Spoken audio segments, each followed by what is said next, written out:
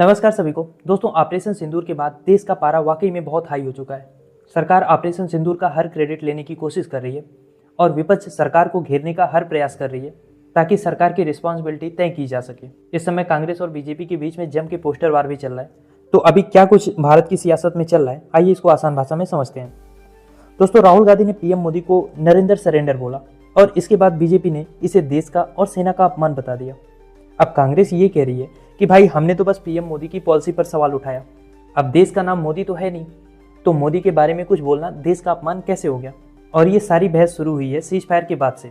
अभी हाल में राहुल गांधी ने भोपाल की एक रैली में कहा कि मोदी को ट्रंप का फोन आया होगा और ट्रंप ने कहा होगा कि नरेंद्र सरेंडर, और इसके बाद पीएम मोदी ने जी हुजूर बोल के सरेंडर कर दिया। कांग्रेस ने इससे रिलेटेड बहुत सारे पोस्टर भी बनाए हैं जिसमें दिख रहा है कि ट्रंप फोन करते हैं और मोदी सरेंडर करते हैं। खैर, अब इसके बाद बीजेपी चुप कहाँ रहने वाली थी।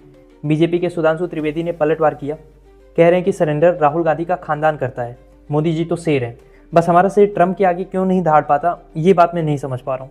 देखो, सारा विवाद शुरू हुआ ऑपरेशन सिंदूर के बाद जो सीज फायर हुआ उससे। पहलगाम में हमारे ऊपर आतंकी हमला हुआ और भारत की सेना ने जवाबी कार्रवाई में ऑपरेशन सिंदूर लॉन्च किया। हमने पाकिस्तान की कमर तोड़ दी, सैकड़ों आतंकवादी हमने पाकिस्तान के अंदर बहुत डीप जाके मारे। और हमारे रक्षा प्रमुख जनरल अनिल चौहान ने भी यही बात कही कि पाकिस्तान 48 घंटे में हमें झुकाना चाहता था, लेकिन 8 घंटे में खुद ही घुटने पे आ गया। तो बस हमारे शेर से सवाल इतना है कि अचानक से सीज फायर क्यों किया गया। अब कांग्रेस दावा ये कर रही है कि डोनाल्ड ट्रंप ने फोन करके धमकी दी कि सीज फायर करो वरना ट्रेड बंद कर दूंगा, तो भारत और पाकिस्तान ने सीज फायर कर लिया। खैर, ये केवल कांग्रेस का दावा नहीं है, ट्रंप ने खुद कम से कम 12 बार ऐसा कहा है कि सीज फायर उनकी वजह से हुआ। कांग्रेस इसी को लेकर सवाल कर रही है कि मोदी जी आपने ट्रंप का जवाब क्यों नहीं दिया। नहीं डायरेक्टली दे सकते थे तो कम से कम ट्विटर पे इसका खंडन कर दिया होता, या किसी रैली में पटना से लेकर गुजरात तक कहीं भी किसी मंच पे कम से कम ये तो बोल दिया होता कि ट्रंप जो बोल रहे हैं वो झूठ है।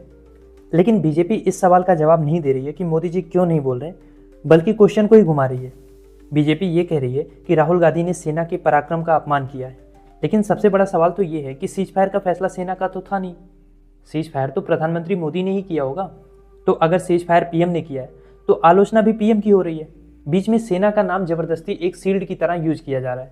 दरअसल हो क्या रहा है कि बीजेपी के पास जब जब किसी क्वेश्चन का जवाब नहीं होता या जब जब वो घिर जाती है तो वो लोग तुरंत इतिहास में भागना शुरू कर देते हैं कि जी फला टाइम पे कैसे हुआ था, कम से कम अब उससे तो अच्छा कर रहे हैं। आप कहीं पे भी XYZ एग्जाम्पल देख लो, अगर ट्रेन का एक्सीडेंट होता है तो बीजेपी ये गिनाना शुरू करती है कि कांग्रेस के टाइम पे कितना होता था। मतलब ये लोग तुरंत इतिहास में भागना शुरू करते हैं। लेकिन इस बार कांग्रेस इनको खुद इतिहास में ले जा रही है। कांग्रेस ने अपने पोस्टर में इंदिरा गांधी की तारीफ की। 1971 की जंग में जब अमेरिका ने अपना 7th फ्लीट भेजा तो इंदिरा डरी नहीं। उन्होंने कहा कि जो मुझे करना है वो मैं करूंगी, और उसका नतीजा ये हुआ कि पाकिस्तान 2 टुकड़ों में टूट गया। अब कांग्रेस ये कह रही है कि वो थी असली लीडरशिप, मोदी जी ने तो फोन उठाते ही सरेंडर कर दिया। अब बीजेपी करे भी तो क्या करे, इस बार वो इतिहास में जा नहीं सकते। ये तो कह नहीं सकते कि इंदिरा ने क्या किया था, क्योंकि इंदिरा ने लिटरली पाकिस्तान के 2 टुकड़े कर दिए। तो सुधांशु त्रिवेदी ये कह रहे हैं कि 1947 से 1971 तक कांग्रेस ने बार बार सरेंडर किया। अब कांग्रेस से मतलब है कि उस समय की जो मौजूदा गवर्नमेंट थी, यानी जब सुधांशु त्रिवेदी गवर्नमेंट के सरेंडर की बात करते हैं तब वो सेना का अपमान नहीं है, और जब कांग्रेस मोदी के सरेंडर की बात करती है तब वो सेना का और देश का अपमान हो जाता है।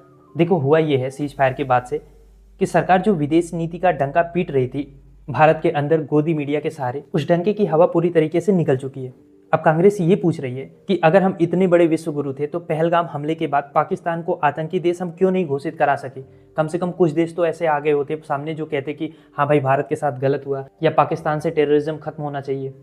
या किसी भी कंट्री ने पाकिस्तान को डायरेक्टली दोषी नहीं बनाया, बल्कि इसके उलट बहुत सारी ऐसी कंट्रीज थी जो सीधे पाकिस्तान के सपोर्ट में खड़ी थी। टर्की हो, ईरान हो, चाइना हो, इसके अगेंस्ट भारत के साथ तो कोई देश डायरेक्टली उतना खड़ा भी नहीं दिखाई दिया। और अभी हाल में कुवैत ने तो पाकिस्तान पर जो वीजा बैन लगा रखा था उसको भी हटा दिया। अब कुवैत में 20% से ज़्यादा लोग भारतीय हैं, मतलब उनकी इकॉनमी चल रही है भारत के दम पे, लेकिन वो लोग साथ दे रहे हैं पाकिस्तान का।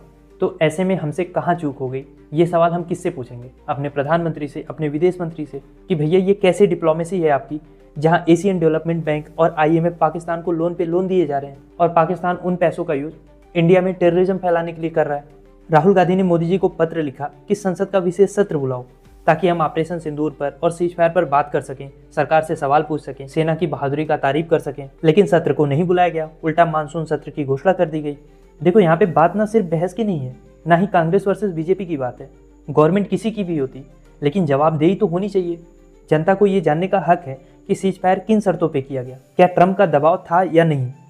अब बीजेपी कह रही है कि मोदी जी शेर हैं, लेकिन अगर शेर हैं तो ट्रंप के दावों का जवाब क्यों नहीं देते। इस बार तो G7 में भी भारत को नहीं बुलाया गया, जिसमें लगातार 6 सालों से भारत जा रहा था। देश के 16 विपक्षी दलों ने विशेष सत्र की मांग की है, लेकिन सरकार उस पर भी चुप है। अब ये शेर हमारा केवल रैलियों में और पोस्टरों में दहाड़ेगा तो कैसे काम चलेगा। जब जब जवाब देने की बात आती है, जब जब सच में दहाड़ना होता है, तब मोदी जी चुप हो जाते हैं। तो अब मेरा सवाल आपसे ये है, क्या ये सीज फायर करके भारत ने कोई बड़ा मौका गंवा दिया? क्या पाकिस्तान को और भी डैमेज किया जा सकता था, जिससे लॉन्ग टर्म में पाकिस्तान टेररिज्म को ग्रो नहीं कर पाता? और एक सवाल और है, क्या आपको लगता है कि सरकार को संसद का विशेष सत्र बुला के इन सवालों का जवाब देना चाहिए और लोगों का डाउट क्लियर करना चाहिए? कमेंट बॉक्स में अपने विचार बताइए।